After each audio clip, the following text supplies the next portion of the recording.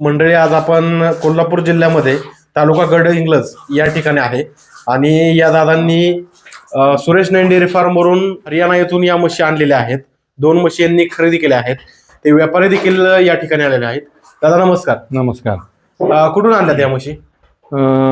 हरियाणा जिन मधून म्हशी आणलेल्या आहेत या म्हशी. बर, व्यापारी पण आलेत काय? मालक पण आलेत, त्यांचे म्हशी खरेदी आम्हाला दिले ते पण आलेत. बर बर बर बर कशा संदर्भात आलेले आहेत ते व्हिजिट द्यायला आलेत. म्हशी दिल्यानंतर 8 दिवसानंतर त्यांनी व्हिजिट देतात. ही दुसरी व्हिजिट आहे. बर, त्यांची देखभाल म्हणजे म्हशी दिल्या आणि सोडल्या असं काय करत नाही, ते व्यवस्थित व्हिजिट देतात.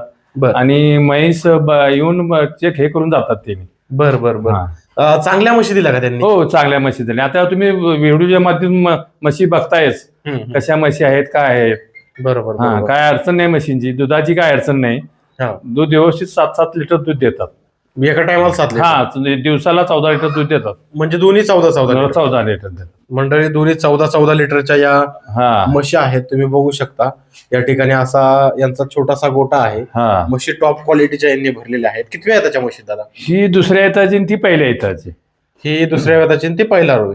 पहिला. बरं, किती लाखाला खरेदी केल्या काय? ही 1 लाखाला खरेदी केली पहिला. बरं गाभण आहे म्हणजे चांगल्या दरात दिला. चांगले. बाकीच्या शेतकऱ्यांना खरेदी करायची असेल तर चांगले व्यापारी आहे.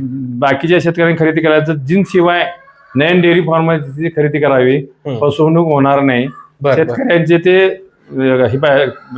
आहेत असं मला म्हणायचं आहे. म्हणजे चांगल्या प्रकारचे हे आहे ते. ठीक आहे. धन्यवाद.